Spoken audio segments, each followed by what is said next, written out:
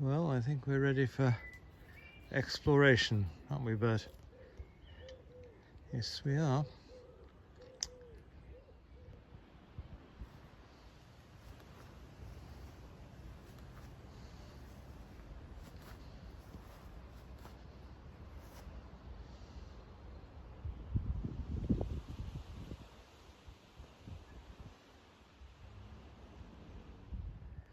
Spring isn't all about blossom, it's about fabulous new growth. Speaking of which, this is the yellow dawn redwood Metasequoia Goldrush, which stays yellow through the year and has a yellowish autumn colour before it finally loses its leaves in the autumn. Planted in 2006, so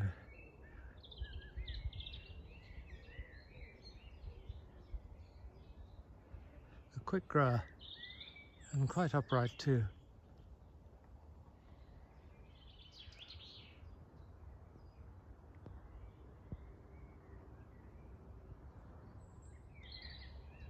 And talking of new growth, just under the Metasequoia is this small tree with shrimp pink new growth.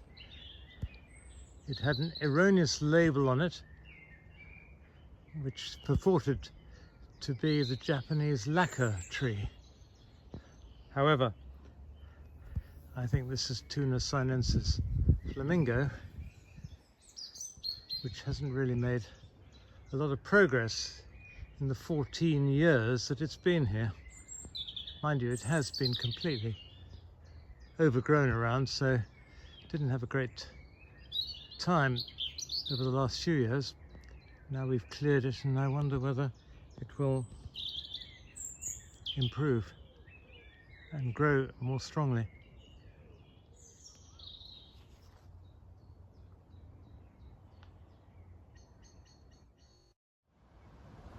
And here are some more spring coloured foliage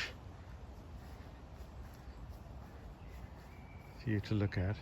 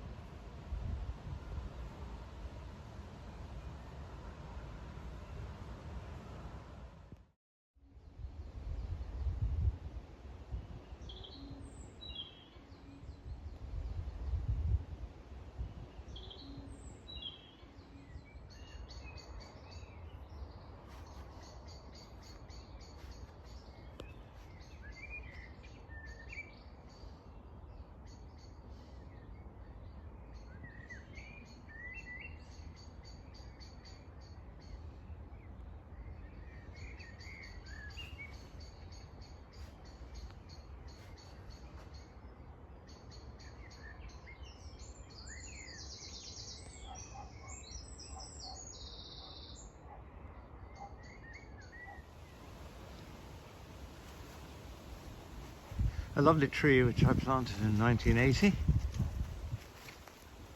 the red flowered horse chestnut hybrid. Absolutely beloved by bumblebees.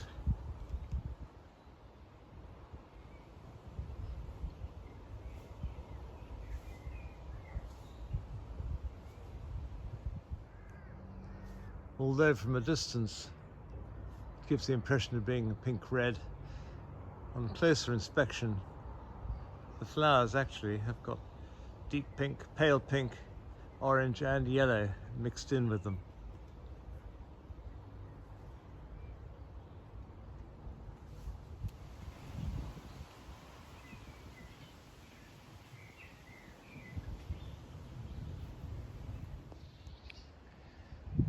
Many of these small horse chestnuts from the United States, southeast United States mainly,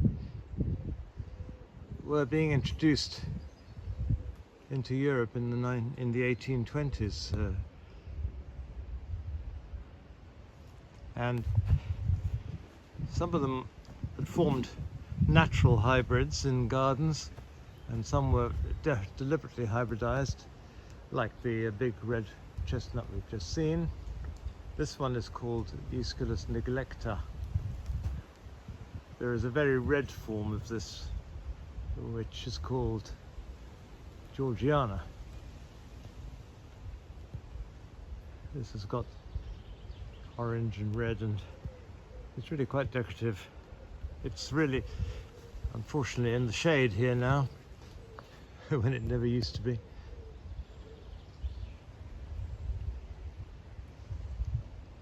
Quite decorative. Now here we have another hybrid between southeastern US chestnuts. This was created in Germany in about 1905, and it normally has rather more apricot-y looking flowers than this, which looks a bit insipid this year. But this is Aesculus mutabilis Induta.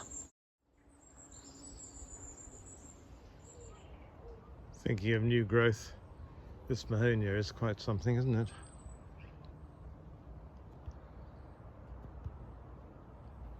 It's new leaves.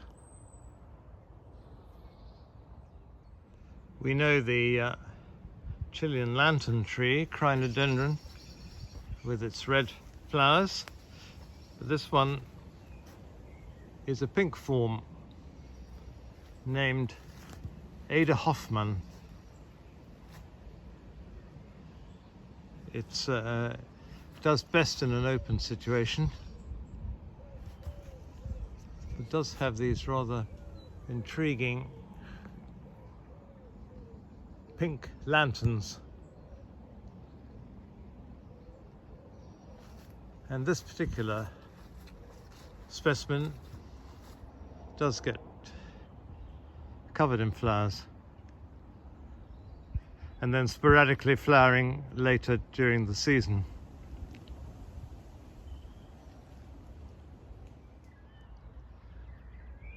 Just lingering at the top of this path, one of my favourite roses. There's a form of the wild Scotch briar, and this one is the double yellow form.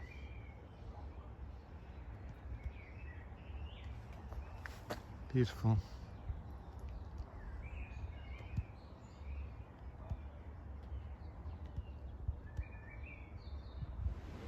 Scrambling up this intriguing Chinese sassafras tree, Sassafras tzumu. Now the pendant pink, rosy pink flowers of Chilean climber called Vallia stipularis.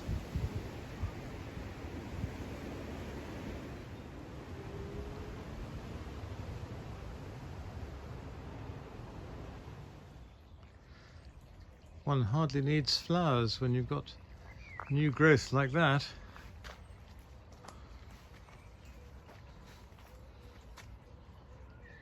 Wonderful. This is Rhododendron nutallii. Scented big white trumpets in the flower.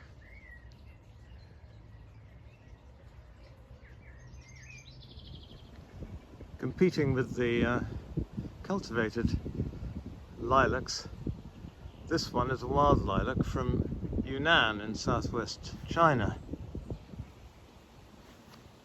and I think can hold its head up. It flowers a little bit later than the cultivated lilacs, which are beginning to go over now. Has the same lilac-y smell, suckers away, which can be a bit of a nuisance, but it is a lovely flower.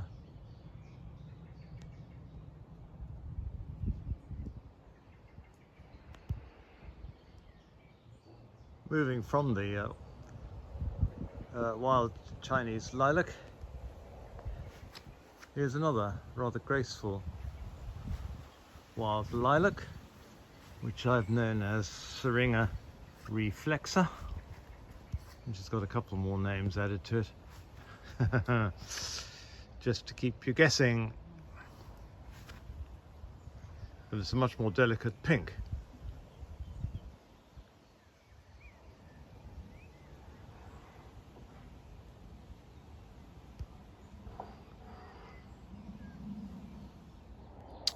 Now I'm going to show you this extraordinary scrambling honeysuckle from China, fairly recently introduced. But the intriguing thing about this is the flower formation.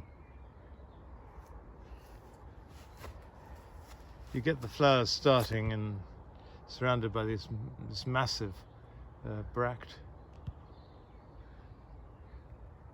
And then once they've developed sufficiently,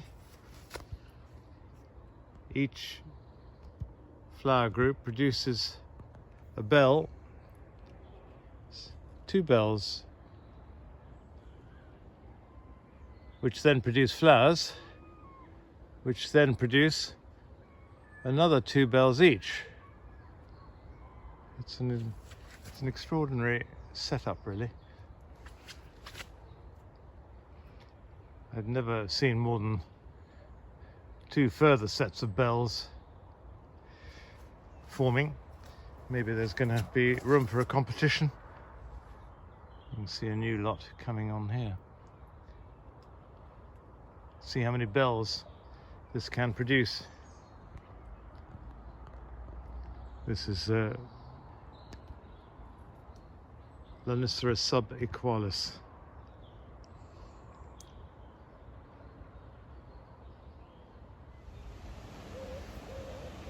From Taiwan comes this evergreen azalea, or rhododendron, rubripilosum. A very sweet little rhododendron. The bumblebees seem to like it.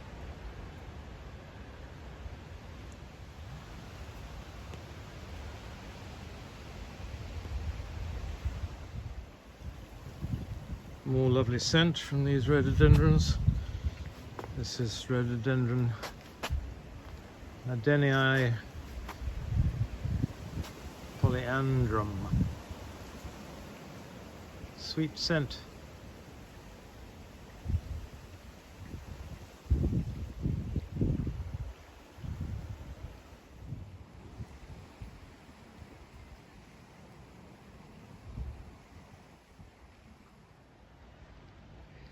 I see. So much for the action. The old lazy bones. Here is the first tree I planted in the field, and it was a bullock field, a tulip tree, and it's full of flower and doing its stuff. We'll have a close look at some of the flowers. Here are some flowers closer up. Tulip tree is well named, and you can also see why the tree is a member of the magnolia family. This is the American tulip tree from North America, the other is a Chinese one, and they both look as if somebody's taken some scissors to the end of the leaves. Absolutely characteristic.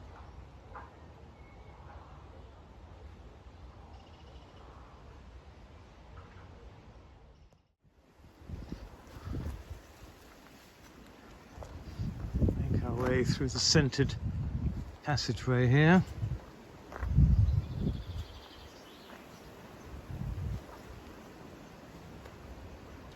Oh my goodness, fantastic scent.